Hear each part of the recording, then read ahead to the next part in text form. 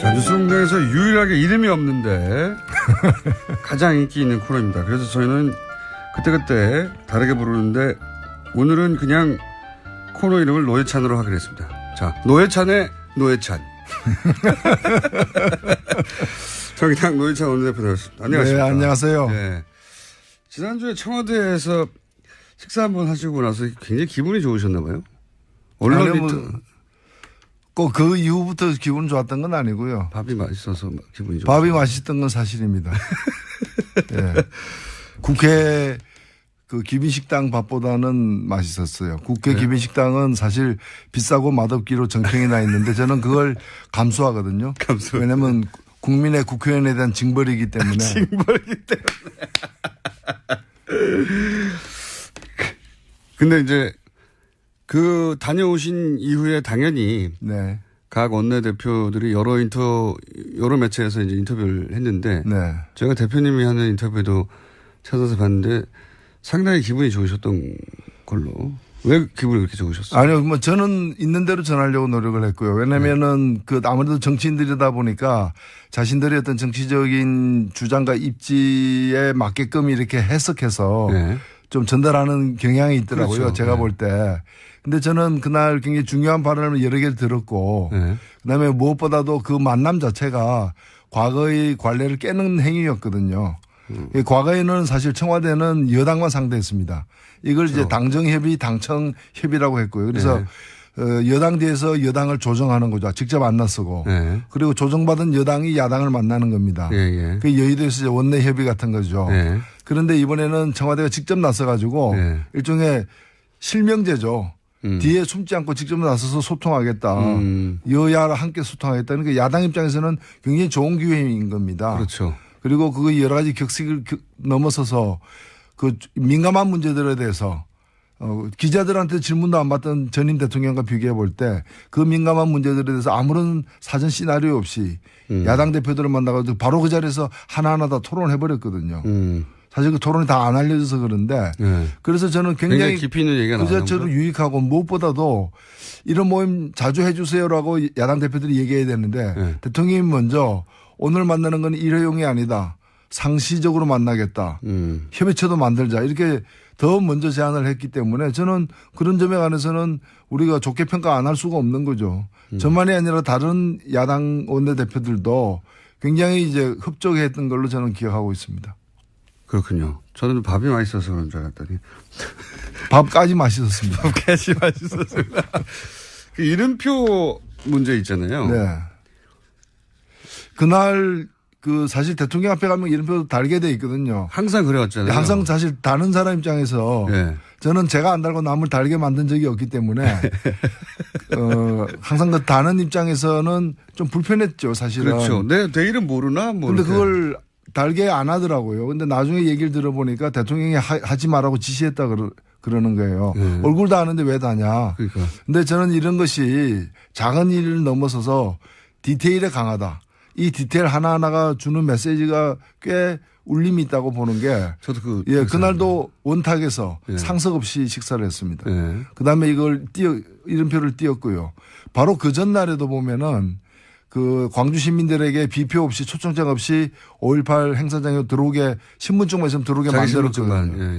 예. 그 다음에 뭐 심지어는 그 님을 위한 행진곡을 재창하는데도 발뚝질 할까 말까 고민을 저는 잠시 했었는데 그냥 옆에 사람 손잡고 노래 부르도록 만들어 버렸어요. 사회자가.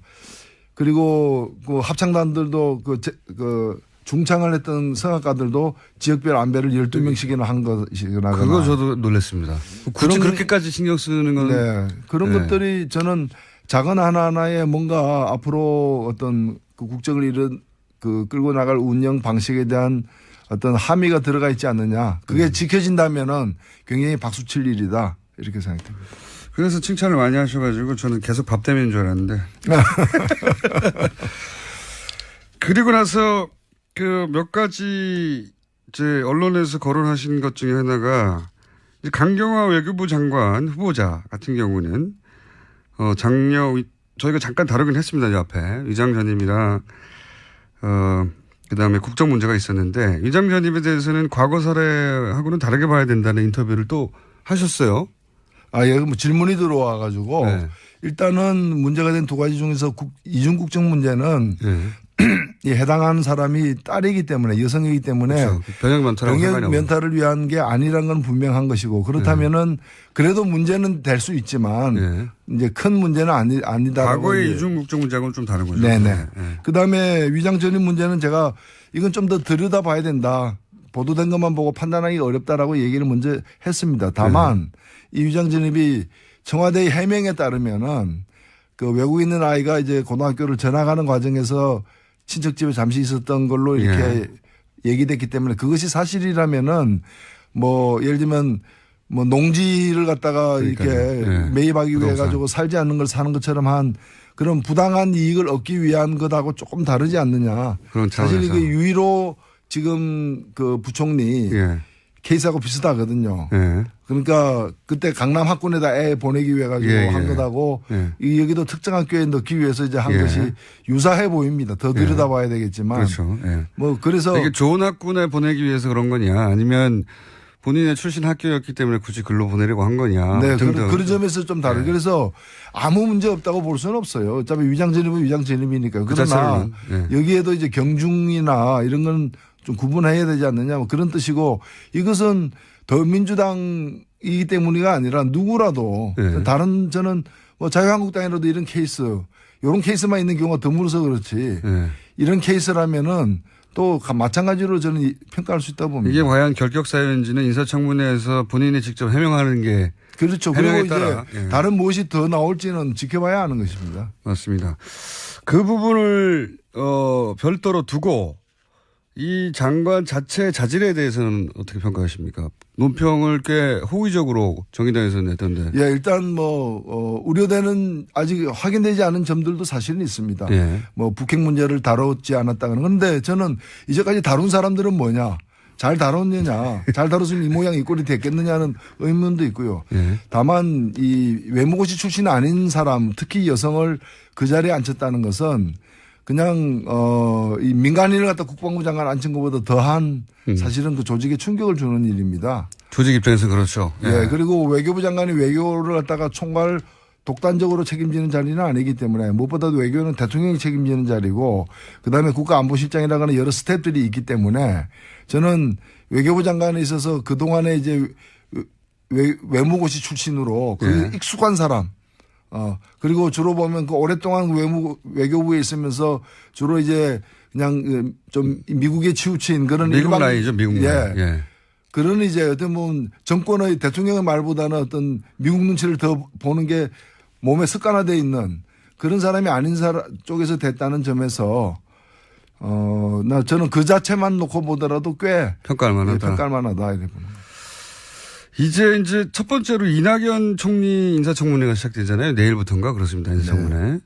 어떻게 전망하십니까? 인사청문위원회에서 정의당은 빠졌던데. 죄송합니다. 뭐 부덕의 소치인데 이게 지금 그 일반인들은 잘 모르시지만 국회 내에는 현재 그 일정한 공식이 있습니다. 그 공식에 의해서 이제 각 당에다가 이제 배분을 하는데 인사청문회법에 의해서 13명으로 돼 있고 정원이 13명을 나누면은 바른당이 32명이었을 때는 정의당에 1명이 옵니다. 인사청문회. 근데 바른당에 12명이 절로 건너갔지 않습니까? 자유당으로. 그러면 바른당이 적어졌는데 오히려 그 공식대로 하면 정의당이 0명이 제로가 되는 거예요. 탈당파의 패를 유탄을 희한하게 정의당에 맞았네요. 그런데 이제 문제는 그 공식 자체에 있는 거죠. 사실 국고보조금 같은 경우에는 각 당에 얼마씩 다 나눠주고 나머지를 가지고 그 교수단체라거나 의석수에 따라서 다시 배분을 추가로 하는데 그러면 13명이면 모든 당에게 1명씩 나눠주고 나머지를 가지고 의석이 많은 당에게 더 많이 주는 식으로 하면은 소외되는 당이 없게 되는데 공식이 그렇지 않다는 거예요. 그래서 제가 이 공식을 좀 바꿔야 된다라고 지금 문제 제기를 하고 있는 상황입니다. 그러네요. 아니 국민들의 민의를 반영한다는 의미에서도 정의당이 요즘 지지율이 다른 정당방 못지 않은데 그렇죠. 비슷한데요 다. 그러니까 우리 많이 달라는 건 아니고 최소한 어느 당이든 한 석은 줘야 된다. 원내에 있다면은 우리 택시를 타도 보면 기본요금이라는 게 있잖아요. 뭐 500m 간다 그래가지고 500m만큼 요금 주는 게 아니라 기본요금을 일단은 주잖아요. 그래서 기본 그 의석은 할당해야 된다. 발언권은. 그 다음에는 이제 지지율에 따라서 의석에 따라서 되는 거다. 사실 지지율로 하면은 저희들이 한석 없고도 남죠, 사실은 지금. 한석이 뭡니까? 네. 지금 대선에서 이기고 얼마 안 됐기 때문에 민주당은 제외하고 말하면 나머지 정당의 지지율 차가 거의 없어요. 거의 비슷해요. 네, 거의 다 네. 비슷합니다. 도토리죠. 거의 비슷하기 때문에 사람들이 지지하는 정도로 나누자면 한석이 아니라 한 두세 석 얻어도 되는 상황인데 여간 인사청문회에서 정의당 청문위원이 현재 없는 상황입니다. 바른당에서 13명이 탈당하는 바람에. 전망은 어떻게 보십니까? 이낙연 총리 후보 인사청문회는. 아마 좀 시끄러울 것 같아요. 초반이니까. 예, 초반이니까. 네. 어떻게든. 사실 지금 지지율을 말씀하셨습니다만은 특히 보수 야당들이 지지율이 지금 보면은 당의 존립에도 위태로운 그런 지지율이거든요. 자유한국당은 특히 심각하죠. 예. 국회의원 100명이 넘는데. 그렇죠. 그리고 또 내부에 지금 여러 가지 당대표 선거 등의 어떤 그런 권력 암투가 이제 시작된 상황이기 예. 때문에 전통적으로 그래 왔지만은 그런 문제를 갖다가 해소시키는 위기에서 이제 빠져나오는 방법 중에 하나로 이 대여 투쟁을 갖다 강화하는 그렇죠. 그런 경향이 있어 왔습니다. 이번에도 그럴 걸로 보이고 그래서 네. 여러 가지 사안에 대해서 예를 들면 위장전입 한 건 있다 그러면 그것이 어떤 위장전입인지 관계없이 그냥 최대한 또 화력을 집중한다거나 그렇겠죠. 이런 건데 지금 여러 건이 있는 것 같아요. 총리 내정자에 의해서 많이 해명은 사실 제가 볼 때 되어 가고 있는데 또 다른 여러 가지들이 또 나오고 있기 때문에 이걸 가지고 아마 갈 때까지는 가볼 것 같습니다. 갈 때까지는 가볼 것. 그게 이제 1회 문제 혹은 5회 정도 문제가 하더라도 어떻게든 100으로 보이게 만들고 싶어 하는 게 야당의 생리죠, 원래. 네.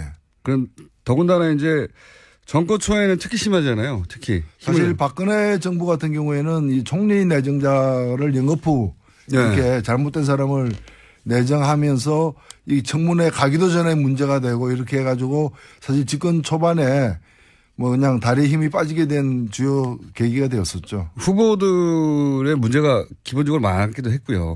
예. 근데 그러면서 지지율도 많이 이제 빠지기도 했고 그랬었는데 이번에도 이제 그렇게 만들려고 하겠죠. 예. 그런데 그렇게 절실하게 공격을 해야 되겠다고 야당이 마음먹지 않을 수 없는 게 보수 야당이 문재인 정부 지지율이 원래 출범 초기에 모든 정부가 높긴 하지만 과거에 수치하고 비교해도 유난히 높은 편이거든요. 인수위가 없어서 그런 점도 있는 것 같습니다. 그러니까 인수위라고 하는 좀 김 빠지는 기간 없이 바로 임기를 시작해서 그런 것도 있는 것도 같고 또 실제 이제 이전 정권 박근혜 정부하고 너무 비교돼서 그런 것도 있는 것 같고요. 그런 조건이 주는 이득 말고 그 외에 이 최근의 공공행진 이유는 어떻게 분석하십니까? 제가 볼 때는 오랫동안 우리가 비정상에 젖어 있다가 네. 그야말로 상식적이고 정상적인 그런 이제 통치행위가 이게 개시되었는데 그것이 오히려 훨씬 신선하고 충격적으로 다가오는 그런 효과가 아닌가. 그건 분명히 그런 것 왜냐하면은 오랫동안 이제 목말라 하다가 시원한 냉수 한 잔 마시면 달콤한 꿀 같잖아요. 네. 이제 그런 효과처럼 보여져요. 사실 하나하나 놓고 보면은 이렇게 당연하고 이렇게 상식적인 걸 그동안 왜 안 했지 이런 의문이 드는 일들인데 해괴하고 희한한 일을 지금 벌이는 게 아니잖아요. 굉장히 정상적이고 인간적인 근데 하도 그 전에 비정상적이었고 몰상식적이었고 비인간적이었기 때문에 상식적이고 인간적이고 정상적인 일들이 귀해 보이기 때문에 그 효과가 아닌가. 그에 대한 만족도가 매우 높은 것 같습니다. 사실 득표로 따지면 유효 득표율이 대통령 직선제가 재개된 87년 이래 7번의 대통령 선거 중에서 문재인 후보는 가장 득표를 적게 하고 출발한 정부예요. 그럼에도 불구하고 그 어느 정부보다도 높은 어떤 초기 지지율을 보이는 이유는 하도 그동안에 올해도 한 12년간 이렇게 이 잘못된 비정상적인 상태로 우리가 살아왔기 때문에 그에 대한 어떤 가뭄의 단비 같은 효과를 느끼고 있는 게 아닌가 이렇게 생각됩니다. 얼마나 갈까요? 글쎄요. 네. 제가 볼 때는 이제 그래서 이미 이거 로드맵을 그래서 짠 것 같아요. 이제 총리 인선하고 장관 인선을 분리한 것. 그 장관을 해도 훨씬 뒤로 미룬 건 잘한 거. 그래서 그런 것 같고요. 왜냐하면 장관 때부터는 시끄러울 겁니다. 그렇죠. 예, 그건 시끄러울 거고. 후보도 많고. 예, 또 많기 때문에. 그 중에 또 뭐 후보 많다 보면 확률상 또 그런 점도 있는 그렇죠. 거고. 예상치 못한 것도 나올 예. 수 있고요. 그리고 네. 법안도 보면은 법안 하나 통과시키기 힘들기 때문에 법안도 중요한 거, 그러니까 총리 인선이라거나 정부조직법이라거나 그다음에 일자리 추경을 갖다 먼저 하고 왜냐하면 이거라고 법안하고 섞어버리면은 법안 중에서 하면 안 되는 법안까지도 이렇게 옵션으로 이제 끌어들어올 수가 있거든요. 이걸 구분해 가지고 하는. 그런데 결과적으로 보면 시간이 지나고 여름 제가 볼 때는 장마는 시작될 것이다. 그때 이제 법안들 다루고 그다음에 장관들 다루게 될 때는 아마 현재 이제 이 다야 구도 속이 그 구조에서는 예. 좀 만만치 않은 시끌시끌하겠죠. 예. 그래서 오히려 초반에는 이렇게 그래서 초반에 개혁의 동력을 얻는 게 굉장히 중요한 거죠. 그렇죠. 그리고 상징적인 조치를 그래서 많이 한 것 같고요. 네. 국정 동력을 많이 확보해 두려고 하는 것 같고 실제 미디어를 참 잘 다뤄요 보면. 그런 생각 안 하십니까? 예를 들어서 지금 그 양산에 내려갔을 때 문재인 대통령이 이제 강아지를 이렇게 네. 쓰다듬는 사진이 이제 포탈에 네. 노출되지 않습니까? 청와대에서 제공했을 텐데 보통 청와대에서 제공하는 대통령 사진은 대통령 얼굴이 잘 나왔거나 또 근엄한 사진이거나 또는 뭐 다른 사람들보다 훨씬 돋보이게 만드는 사진이거나 이런 거를 주로 뽑아서 올리거든요. 그러니까 이제 과거에 청와대에서 제공하는 거는 자기들이 보여주고 싶은 걸 제공했다면은 네. 지금은 국민들이 보고 싶어 하는 걸 제공한다는 점에서 시각의 기본 차이가 있는 거죠. 그리고 그 사진을 보면 분명히 청와대 제공인데 대통령 얼굴이 잘 보이는 것도 아니에요. 그냥 강아지, 오랜만에 만난 자신의 애견을 이렇게 그 쓰다듬는 사진인데 여기서 드러나는 건 그냥 강아지와 강아지 주인의 관계거든요, 관계. 그래서 제가 이번에 청와대 방문했을 때 나오면서 그 전병헌 정무수석이나 임종석 비서실장에게 귀하들 많이 진화했다. 네, 맞아요. 예. 맞습니다. 그랬더니 그 시인하면서 그동안에 여러 과거에 시행착오와 이런 것 때문에 이제 고생한 걸 얘기를 하더라고요. 그래서 저는 뭐 그런 점에서는 상당히 좀 역사의 일부 진전이 아닌가. 의식하고 스스로 하는 거군요. 네. 그럼요. 그러니까 그런 걸 잘해보려고 또 어떤 것이 더 옳은 것인가 또는 어떤 것이 더 요구되고 있는가에 대해서 고민을 많이 하는 것 같아요. 근데 그 강아지 사진은 결국은 대통령이 아주 자기보다 약한 동물을 사랑하는 마음, 뭐 이걸 드러내는 걸 뿐이거든요. 대통령 얼굴은 잘 보이지도 않아요. 근데 굉장히 임팩트 있거든요. 그런 사진은. 그렇죠. 예, 반려동물을 좋아하는 사람한테도 효과가 있고. 그 자체가 훈훈하잖아요. 훈훈하고 메시지가 있잖아요. 그러니까요. 예. 아, 참, 누구가 하는지 모르겠는데 참 세련되졌다 이런 생각을 하는데 미드를 잘 다룬다고. 자, 4대강 얘기를 또 해봐야 되겠어요, 이제는. 예. 왜냐하면은 최근에 내놓은 것 중에 가장 큰 건이 4대강인 것 같습니다. 예. 이건 뭐 10년 이상 오래된 이야기고. 근데 어제 국민의당의 이상돈 의원이 4대강 문제는 김기춘 비서실장이 덮었다고 저희가 처음 듣는 얘기를 인터뷰에서 했어요. 이 대목은 어떻게 생각하십니까? 예, 뭐 저도 전에 듣기로 국정원 댓글 사건으로 곤란에 빠진 박근혜 정부에서 사실상 핵심 실세였던 김기춘 실장이 이 전선이 이렇게 확대되는 걸 막기 위해서 이제 정권이 좀 어려움에 처해 있기 때문에 전 정권의 비리를 갖다가 덮어물어서 전 정권은 아군으로 그냥 무장 해제시키는 그런 의도였다고 보는데 저는 그 말이 사실일 수 있다고 봅니다. 그러나 그 사실만은 아닐 것이다.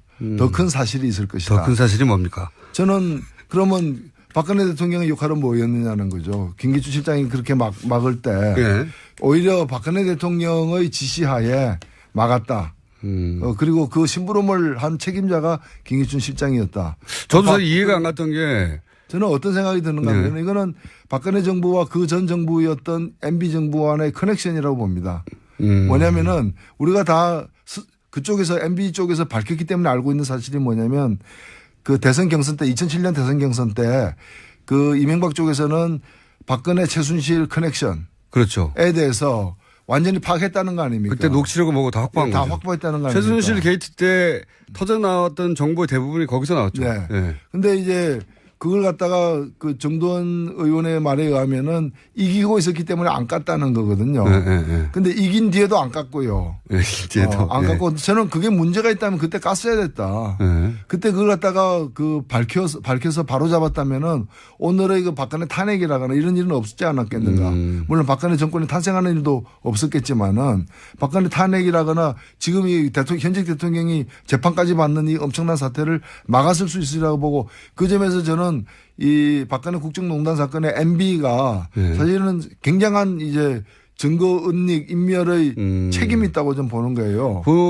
그런데 박근혜 정부 초기에 MB가 그걸 갖고 있다는 거는 우리가 알고 있는 만큼 박근혜 당시 대통령은 더 잘 알고 있었을 것이고. 경선에 싸웠으니까요. 예, 그래서 제가 볼 때는 MB가 그걸 왜 밝히지 않았는가. MB 정권이.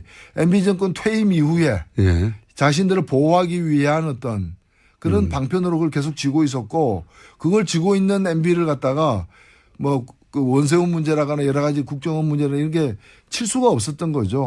그래서 서로 범죄자들끼리 서로 공모한 거죠. 각각 다른 범죄를 저지른 범죄자들끼리 그 범죄 사실을 서로 알면서 그걸 서로 봐주게 하면서 서로를 지켜준 그런 상황이 여기까지 온 게 아닌가 봅니다. 보험으로 지고 있었다고 보시는 거군요. 그렇죠. 보험으로 지고 있었고 그렇기 때문에 그 박근혜 5년 내내 MB 쪽 인사들의 주요 어떤 문제가 이제 뭐 건드린다 하면서도 제대로 못 건드리고 그냥 다 덮고 넘어간 이유가 그게 있는 것이고 그 대표적인 것이 4대강 비리라는 거죠. 4대강과 관련해서 사실은 박근혜 후보 시절부터 그리고 2007 계속 비판했죠. 4대강 또는 그 대우나 말도 안 되는 거라고 각을 많이 세웠었고. 그러니까 4대강이 얼만큼 허황된 계획인가를 잘 아는 사람 중에 한 명이 박근혜였던 거죠. 그러나 그 자기가 정권을 잡았음에도 불구하고 특히 그 사회 각계각층에서 제대로 이건 수사하고 조사해야 된다. 왜 이렇게 됐는지. 그걸 그래서 감사 요구가 수태에 있었음에도 불구하고 감사원이 제대로 감사하지 않고 막판에 가서야 너무 여론이 비등하니까 좀 하는 척 하다가 그만둔 거죠. 그리고 나서는 실제 그 감사로 인해서 처벌받은 사람은 한 사람도 없어요. 없는 것이죠. 공직사회에서. 예. 그리고 왜 이렇게 그리고 무엇보다도 뭔가 하면 진실이 안 밝혀진 거예요. 4대강 사업으로 우리 자연이 어느 만큼 망가졌고 어느 만큼 우리가 이제 위험하게 됐는가에 대해서 그것도 안 밝힌 상태인 거고 그러니까 지금도 보면은 그 과거의 관쪽 언론들은 그 주로 스피커들은 보면은 별 문제 없다. 그렇죠. 여전히. 오히려 보호가 지금 홍수 예방 등 좋은 작용을 하고 있다. 녹조 그 아무 문제 없다. 마셔도 된다. 뭐 그렇게 얘기를 하고 있는 거예요. 마셔도 된다. 그 전문가들에 의하면 똥물도 정수를 할 수 있답니다. 근데 왜 우리가 똥물을 마셔야 되냐 이거죠. 그렇죠. 네. 그 정수 비용만 놓고 생각하더라도 뭐 그렇게 갈 수는 없는 것이죠. 그러니까 이제 대표님이 보시기에는 이상돈 의원은 김기춘 비서실장이 막았다고 하지만 김기춘 비서실장은 실행을 했을 뿐이지 그것을 막으라고 지시한 사람은 박근혜 전 대통령이었다고 봐야 된다. 당연히 그렇게 봐야 되는 거고 더 거슬러 가면은 이명박 쪽에서 쥐고 있었던 박근혜 최순실 커넥션의 어떤 전모 약점. 그걸 갖다가 터뜨리는 걸 막기 위한 것이었다 보는 거죠. 2007년 경선 때 가지고 있던 그 뭐 녹취록 정도가 아니라 정권을 잡고 난 다음에는 훨씬 더 많은 정보를 취득했겠죠 아마도. 그렇죠. 그러니까 저는 정도원 의원도 문제라고 보는 것이 지금 이런 엄청난 사태가 지금 발생하고 대통령이 파면되고 탄핵되고 감옥까지 간 상황에서도 왜 진실을 안 밝히냐 이거예요. 누구를 위해서 진실을 안 밝히냐 이거죠. 정두환 의원요? 정도원 의원이 다 안다고 하면서 안 밝히고 있거든요. 아, 이 4대강 관련해서요? 저희가 인터뷰 아니요. 4대강이 아니고 그 박근혜 최순실 커넥션에 대해서 당시 조사 책임자였지 않습니까? 아, 인터뷰도 많이 했습니다. 사실. 했는데 다 엄청난 게 있다는 거면 얘기해. 그랬나요? 아, 인터뷰 해봐야 되겠네요. 이 감사 지시에 대해서 이명박 전 대통령이 뭐 다 끝난 얘기를 시비거리를 정치적으로 만들려고 한다는 반응에 대해서는 어떻게 보십니까?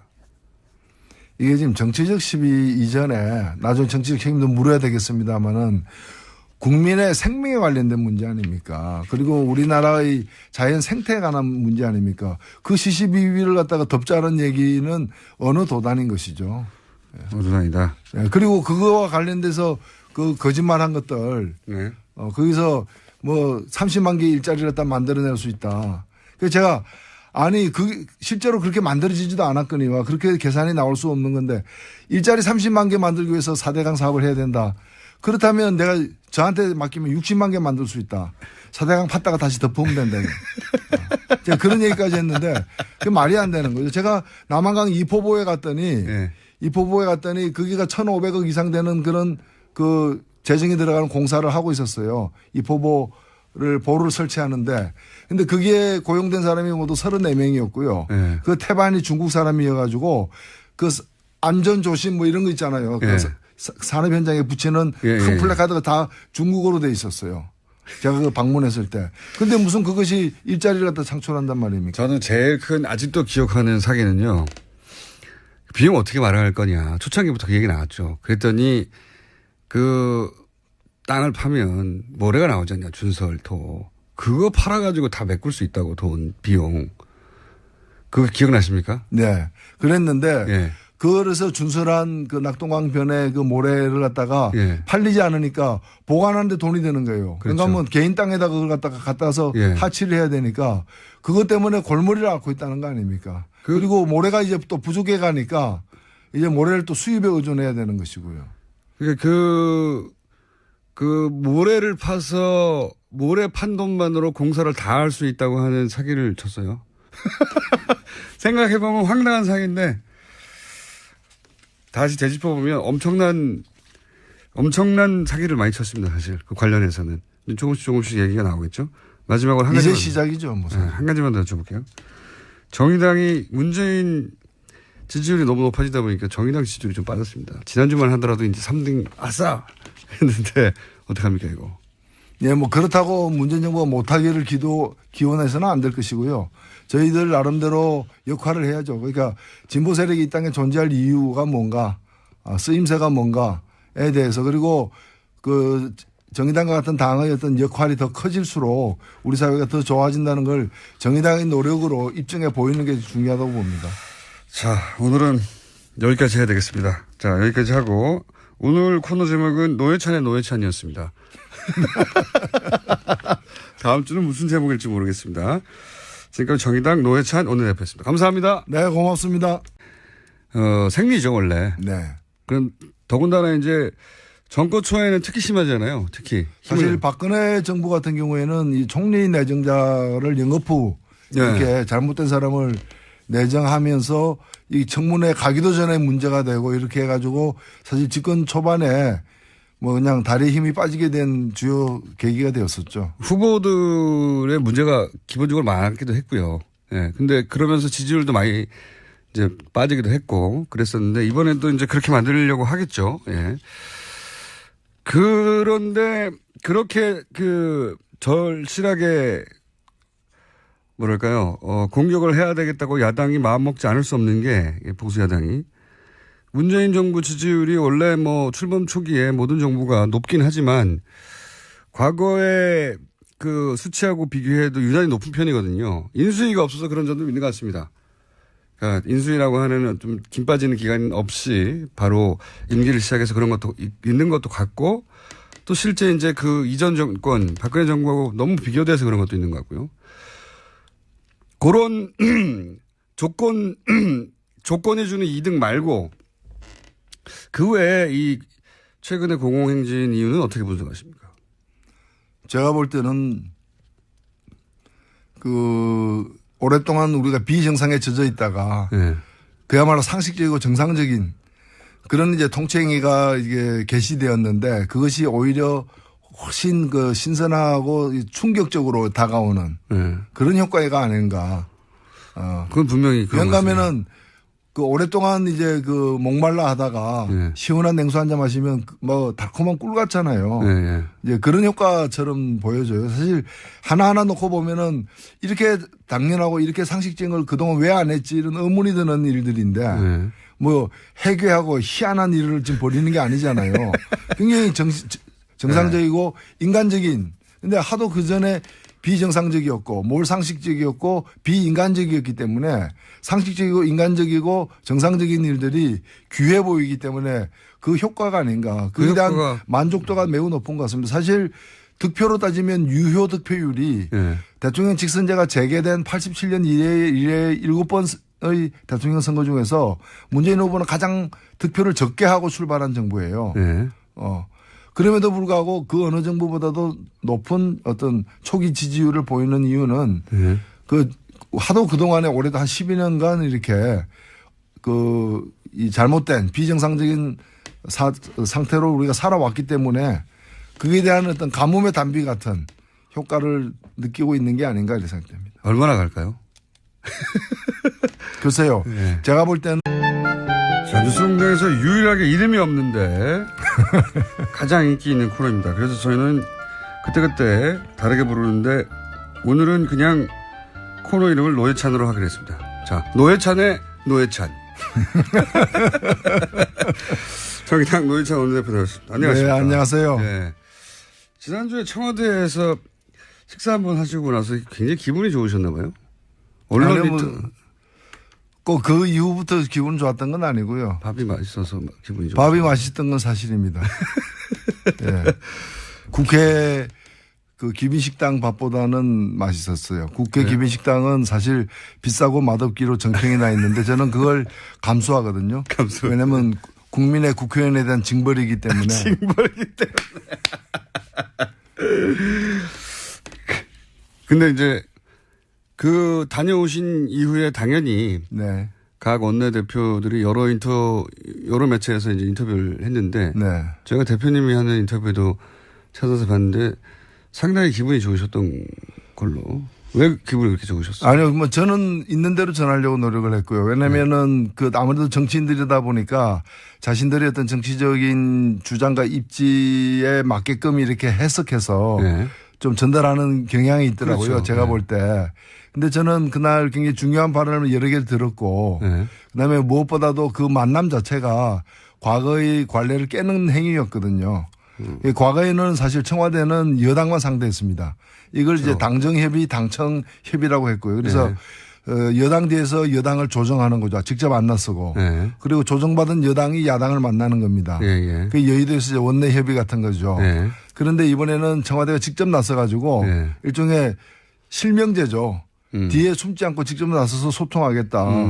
여야와 함께 소통하겠다. 그러니까 야당 입장에서는 굉장히 좋은 기회인 겁니다. 그렇죠. 그리고 그 여러 가지 격식을 넘어서서 그 민감한 문제들에 대해서 기자들한테 질문도 안 받던 전임 대통령과 비교해 볼 때 그 민감한 문제들에 대해서 아무런 사전 시나리오 없이 야당 대표들을 만나가지고 바로 그 자리에서 하나하나 다 토론해 버렸거든요. 사실 그 토론이 다 안 알려져서 그런데 네. 그래서 저는 굉장히 깊이 있는 얘기가 그 자체로 유익하고 무엇보다도 이런 모임 자주 해 주세요라고 야당 대표들이 얘기해야 되는데 네. 대통령이 먼저 오늘 만나는 건 일회용이 아니다. 상시적으로 만나겠다. 협의체도 만들자. 이렇게 더 먼저 제안을 했기 때문에 저는 그런 점에 관해서는 우리가 좋게 평가 안 할 수가 없는 거죠. 저만이 아니라 다른 야당 원내대표들도 굉장히 이제 흡족했던 걸로 저는 기억하고 있습니다. 그렇군요. 저는 밥이 맛있어서 그런 줄 알았더니. 밥까지 맛있었습니다. 밥까지 맛있었습니다. 그 이름표 문제 있잖아요. 네. 그때 강남 학군에다 애 보내기 위해 가지고 한 것하고 여기도 특정 학교에 넣기 위해서 이제 한 것이 유사해 보입니다. 더 들여다봐야 되겠지만. 그렇죠. 뭐 그래서 이게 좋은 학군에 보내기 위해서 그런 거냐 아니면 본인의 출신 학교였기 때문에 굳이 글로 보내려고 한 거냐. 네. 그런 점에서 좀 다르죠. 그래서 아무 문제 없다고 볼 수는 없어요. 어차피 위장전입은 위장전입이니까요. 그러나 여기에도 이제 경중이나 이런 건 좀 구분해야 되지 않느냐 뭐 그런 뜻이고 이것은 더민주당이기 때문이가 아니라 누구라도 다른 저는 뭐 자유한국당이라도 이런 케이스 이런 케이스만 있는 경우가 드물어서 그렇지 이런 케이스라면은 또 마찬가지로 저는 평가할 수 있다고 봅니다. 이게 과연 결격 사유인지는 인사청문회에서 본인이 직접 해명하는 게 그렇죠. 그리고 이제 따라. 예. 다른 무엇이 더 나올지는 지켜봐야 하는 것입니다. 맞습니다. 그 부분을 별도로 두고 이 장관 자체 자질에 대해서는 어떻게 평가하십니까? 논평을 꽤 호의적으로 정의당에서 냈던데. 예, 일단 우려되는 아직 확인되지 않은 점들도 사실은 있습니다. 예. 북핵 문제를 다뤘지 않았다는. 그런데 저는 이제까지 다룬 사람들은 뭐냐? 잘 다뤘느냐? 잘 다뤘으면 이 모양 이 꼴이 됐겠느냐는 의문도 있고요. 예. 다만 이 외무고시 출신 아닌 사람, 특히 여성을 그 자리에 앉혔다는 것은 그냥 이 민간인을 갖다 국방부 장관 앉힌 것보다 더한 사실은 그 조직에 충격을 주는 일입니다. 조직 입장에서 그렇죠. 예. 그리고 외교부 장관이 외교를 갖다가 총괄 독단적으로 책임지는 자리는 아니기 때문에 무엇보다도 외교는 대통령이 책임지는 자리고 그다음에 국가안보실장이라는 여러 스텝들이 있기 때문에 저는 외교부 장관에 있어서 그동안에 이제 외무고시 출신으로 그 익숙한 사람 그리고 주로 보면 그 오랫동안 외교부에 있으면서 주로 이제 그냥 좀 미국에 치우친 그런 미국 라인이죠, 미국 라인. 예. 그런 이제 어떤 뭐 정권의 대통령의 말보다는 어떤 미국 눈치를 더 보는 게 몸에 습관화되어 있는 그런 사람이 아닌 사람 쪽에서 됐다는 점에서 저는 그 자체만 놓고 보더라도 꽤 평가할 만하다. 평가할 만하다 이렇게 보는 거예요. 이제 첫 번째로 이낙연 총리 인사청문회가 시작되잖아요. 내일부터인가 그렇습니다. 인사청문회. 네. 어떻게 전망하십니까? 인사청문위원회에서 정의당은 빠졌던데. 죄송합니다. 부덕의 소치인데 이게 지금 그 일반인들은 잘 모르시지만 국회 내에는 현재 그 일정한 공식이 있습니다. 그 공식에서 이제 각 당에다가 이제 배분을 하는데 인사청문회법에 의해서 13명으로 돼 있고 정원이 13명을 나누면은 바른당이 32명이었을 때는 정의당에 1명이 옵니다. 인사청문회. 근데 바른당에 12명이 절로 건너갔지 않습니까? 자유당으로. 그러면 바른당이 적어졌는데 오히려 그 공식대로 하면 정의당이 0명이 제로가 되는 거예요. 탈당파의 패를 유탄을 희한하게 정의당에 맞았네요. 그런데 이제 문제는 그 공식 자체에 있는 거죠. 사실 국고보조금 같은 경우에는 각 당에 얼마씩 다 나눠주고 나머지를 가지고 그 교섭단체라거나 의석수에 따라서 다시 배분을 추가로 하는데 그러면 13명이면 모든 당에게 1명씩 나눠주고 나머지를 가지고 의석이 많은 당에게 더 많이 주는 식으로 하면은 소외되는 당이 없게 되는데 공식이 그렇지 않다는 거예요. 그래서 제가 이 공식을 좀 바꿔야 된다라고 지금 문제 제기를 하고 있는 상황입니다. 그러네요. 네. 아니 국민들의 민의를 반영한다는 의미에서도 정의당이 요즘 지지율이 다른 정당만 못지 않은데 그렇죠. 비슷비슷한데요 다. 그러니까 우리 많이 달라는 건 아니고 최소한 어느 당이든 한 석은 줘야 된다. 원내에 있다면은 우리 택시를 타도 보면 기본요금이라는 게 있잖아요. 500m 간다 그래가지고 500m만큼 요금 주는 게 아니라 기본 요금을 일단은 주잖아요. 그래서 기본 이 의석은 할당해야 된다. 발언권은. 그 다음에는 이제 지지율에 따라서 의석에 따라서 되는 거다. 사실 지지율로 하면은 저희들이 한석 얹고도 남죠. 사실은 지금. 한석이 뭡니까? 지금 대선에서 이기고 얼마 안 됐기 때문에 민주당은 제외하고 말하면 나머지 정당의 지지율 차이가 거의 없어요. 거의 비슷해요. 거의 다 비슷합니다. 도토리죠.